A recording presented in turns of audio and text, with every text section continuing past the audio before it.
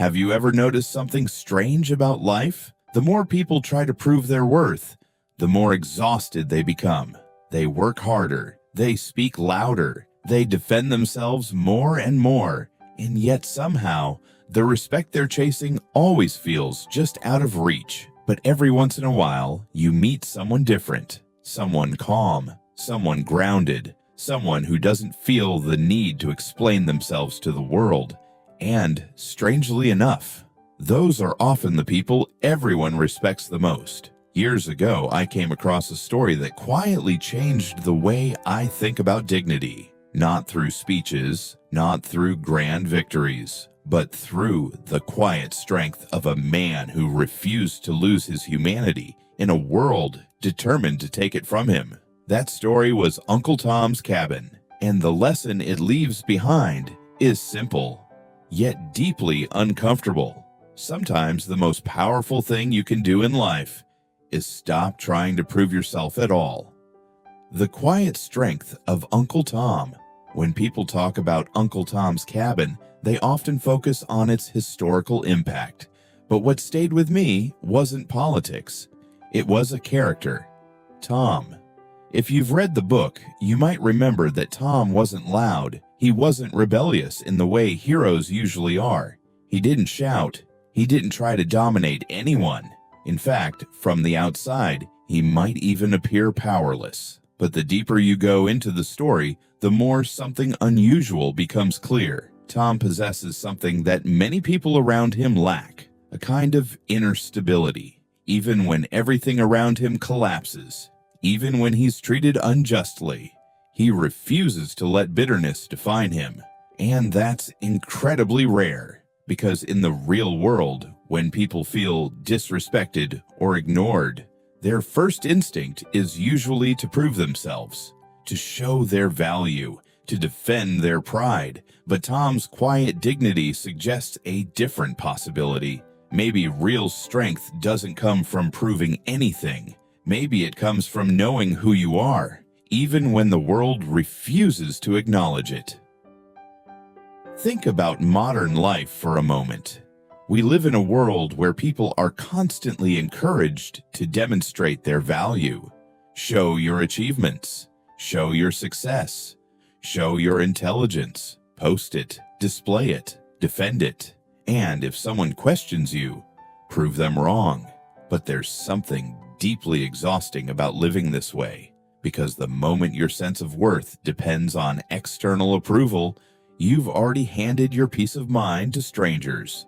And strangers are unpredictable. Some will admire you, some will misunderstand you, some will criticize you for reasons that have nothing to do with you at all. Which means if your identity depends on convincing everyone, you will spend your entire life fighting invisible battles. This is why the quiet confidence of characters like Tom feels so powerful. He isn't trying to win people's approval. He's simply trying to remain human in a dehumanizing world, and that's something many of us forget. Sometimes life isn't about proving that you're better. Sometimes it's about refusing to become worse. There's a moment in the story that always stayed with me. Tom is facing cruelty.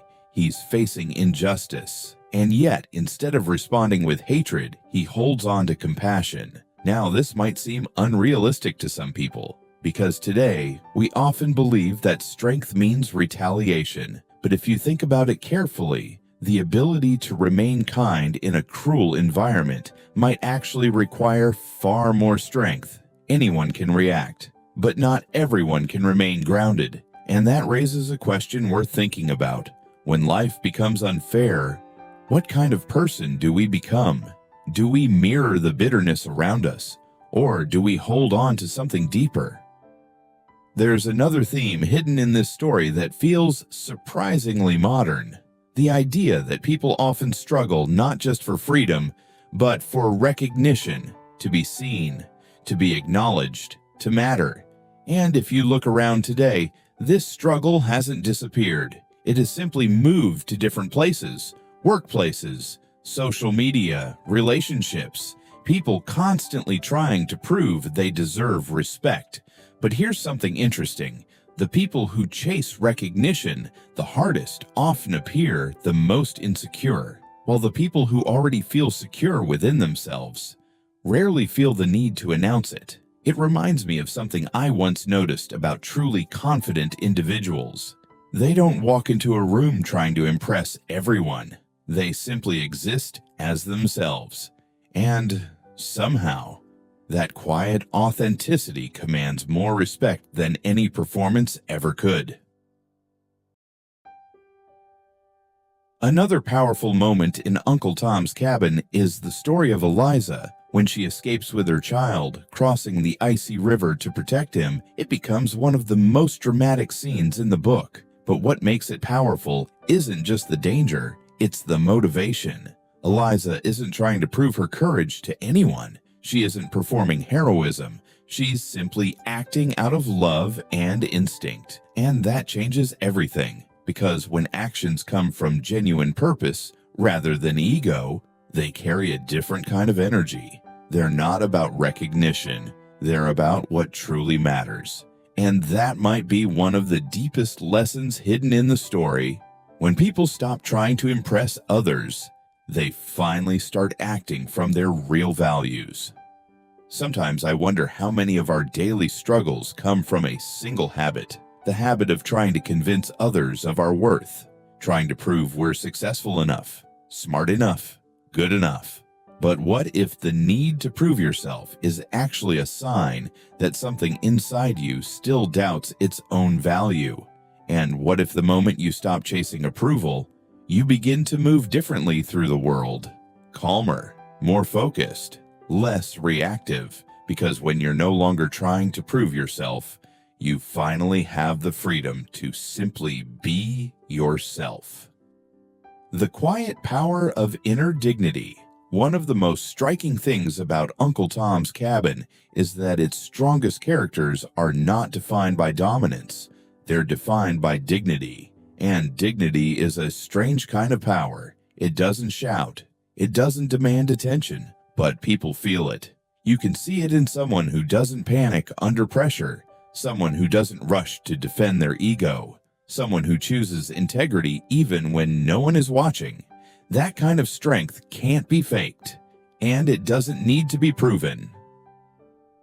So maybe the real lesson hidden inside Uncle Tom's Cabin isn't just about history. Maybe it's about something much more personal. The quiet battle every person faces within themselves. The battle between ego and dignity, between reacting to every insult or rising above the need to answer them at all. Because in the end, the people who spend their lives trying to prove themselves rarely find peace. But the people who know their own worth no longer feel the need to argue with the world. And strangely enough, those are often the people who leave the deepest impact behind, not through noise, not through domination, but through something far more powerful, a quiet, unwavering humanity. And maybe the question this story leaves us with is simple. In a world that constantly pressures you to prove your value, can you learn to live without needing to prove anything at all?